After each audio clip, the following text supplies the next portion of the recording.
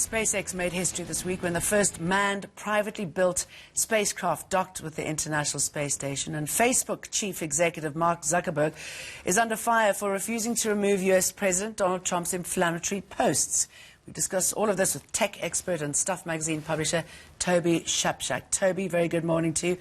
I missed SpaceX. I believe it was fantastic. It was. I have to say I'm a bit of a geek.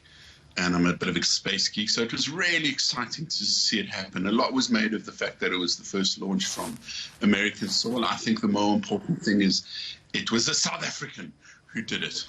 Yes. Actually, it's a private company, and that's what's quite remarkable. We've lived in a world where the kind of massive developments like getting to space, building big infrastructure, you know, that kind of stuff was only ever possible for government, certainly a space program. Now we have a private company. I mean, there's several, but of course SpaceX is just the best of the bunch. That is sending satellites, sending astronauts to space. They've built their own rockets. They've built their own crew module. They've got them safely to the International Space Station. I mean, there's a real thrill in that because it's brand new technology. Up until now, they've been using either the space shuttle, which is retired in 2011, and they've been using the Russian Soyuz capsule and launchers. So it's probably a big blow to the Russian space program because they were making a small fortune every time they lifted people up, and now that money is going to go to SpaceX. Frankly, I prefer the recently built technology over the many decade-old Soviet-era technology. I think that's going to be safer. But really, really a big deal. And of course, the reason that it's significant is because Musk has much bigger plans. He has bigger spaceships. He has bigger plans. He wants to send people, private people, to the moon. He wants to send people to Mars.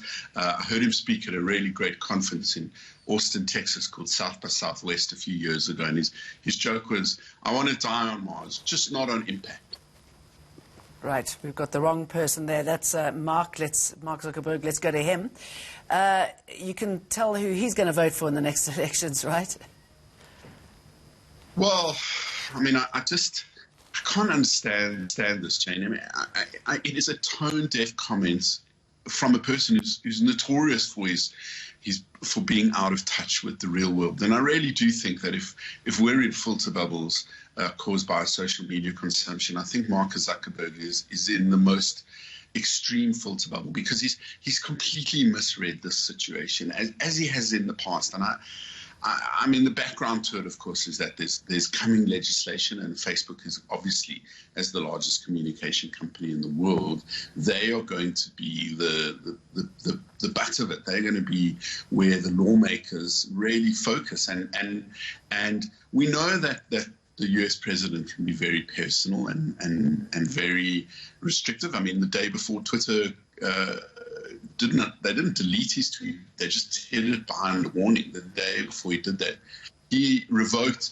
the very, very particular of US law that protects these platforms, that holds them not liable for the things that people publish. Ironically, his executive order will probably threaten Trump more than anyone else because he's arguably the worst offender in terms of community standards, whatever those are.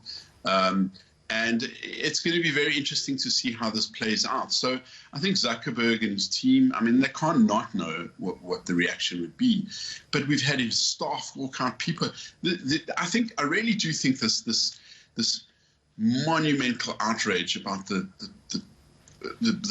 way police deal with black men in America has reached a kind of critical point. You've got Barack Obama coming on TV to talk about it. You've got the whole country literally in flames, riots in every city. So for the head of the largest communication network in the world to do what he did is just strange. They've totally backed off, and I'm quite sure it's because they know legislation's coming and they know that Trump takes things personal. But okay, let's leave it there, Toby, because we are going to pick up on former US President Barack Obama, Trump's predecessor.